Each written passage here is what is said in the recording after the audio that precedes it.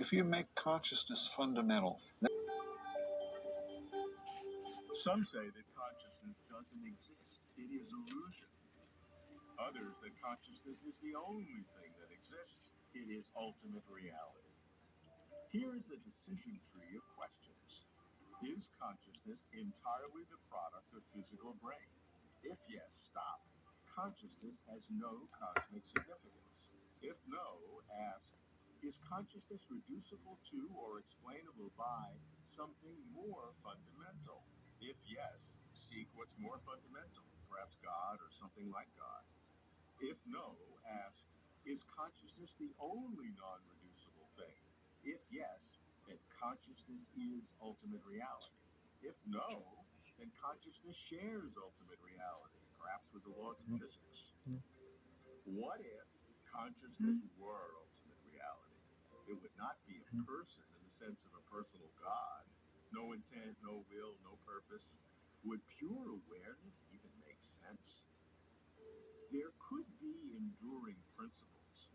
Our human consciousness could be somehow derived from this cosmic consciousness, and when we die, somehow return back to it. Such cycles or forms of reincarnation typify Eastern religions.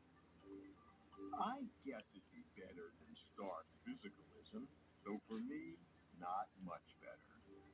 I hope something else is closer to truth.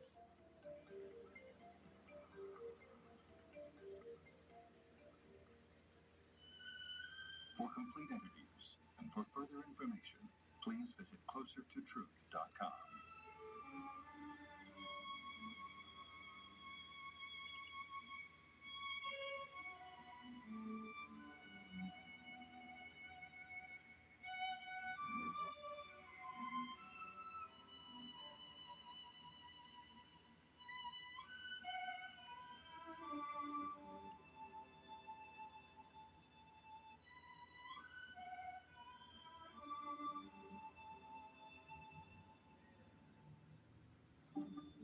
What we have to do is to stop setting carbon on fire.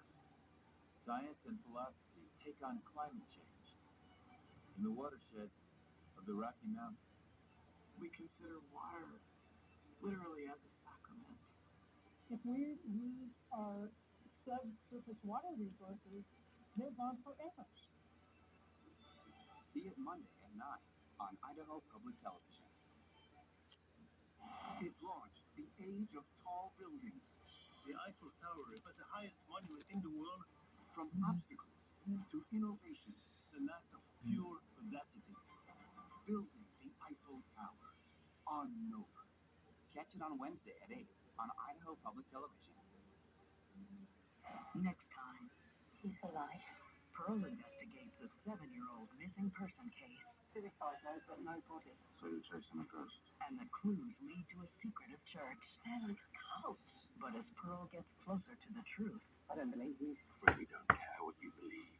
The case gets more dangerous. What if he knows who you are, where you live, where you work? Whitstable Pearl. Saturday at 11 on Idaho Public Television. On a bombing mission over enemy territory, a fighter escort was a mighty comforting sight. I think they were friendly and appreciative. I'm not too sure that all of them knew exactly who we were. They're flying over Italy and over Germany in search of the enemy. We really did something special. An American far from home, fighting a war around the world. It was the greatest thing that ever happened. See it Saturday on Idaho Public Television. So I started playing guitar when I was 12, and I came from a family of musicians.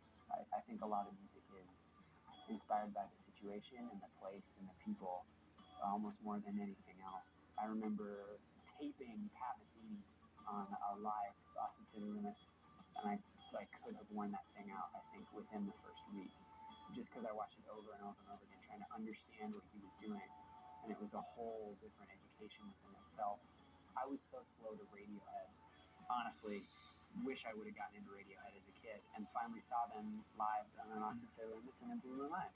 Anytime I can see an Austin City Limits or dig into an artist that I really love, that's where I would prefer to see it. The sound is always good. and the artist is always good. The camera work is always great. It's exposed. The stage is kind of set up front, so you can see, for musicians, seeing the gear that someone's using can be important. You know, in addition to all the music stuff, to watch really anything on public television, it's almost always inspiring, whether it's something about science or something about art. It ends up becoming something that seeps into me as a creative person. And that's my Idaho Public Television story.